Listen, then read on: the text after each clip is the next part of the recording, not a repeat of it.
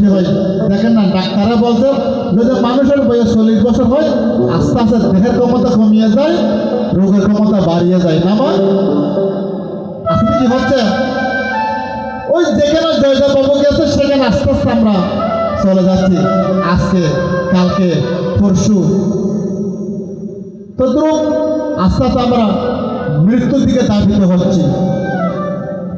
যখন দেহের বয়স 90 বছর 80 বছর হয় তখন দেহের মধ্যে বিভিন্ন রোগ প্রবেশ করে, আমার দেহকে জরাজীর্ণ করা শুরু করে, আমার দেহের কর্মক্ষমতা হারিয়ে যায়।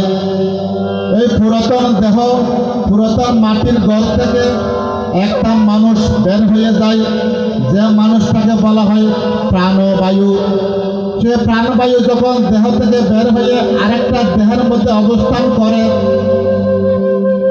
এখানে সবাই আসছে নতুন নতুন কাপড় পরিধান করে, কাল পরশু এই পুরাতন কাপড় বাদ দেবেন, নতুন একটা কাপড় পরবেন।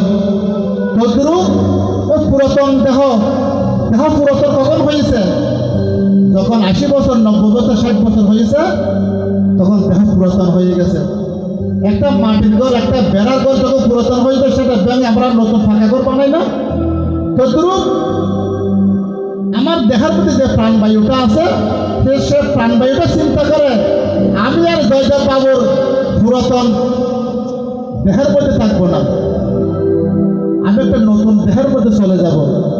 আমরা নতুন নতুন আশা করি না? তদ্রুপ আমাদের দেহের মধ্যে যে প্রাণটা আছে সে প্রাণটা নতুন একটা দেহে দেওয়ার জন্য বাসনা করে, আরেকটা দেহের মধ্যে চলে গিয়েছে, সেটা বলা হয় কি মৃত্যু।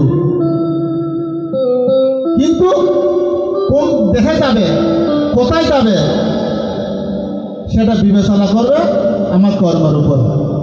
চিন্তা করছেন, প্রাণ চলে যাবে দেহ থেকে, পুরাতন দেহ থেকে নতুন দেহে যাবে, সেটাকে মৃত্যু। কিন্তু কোথায় যাবে, কার কাছে যাবে?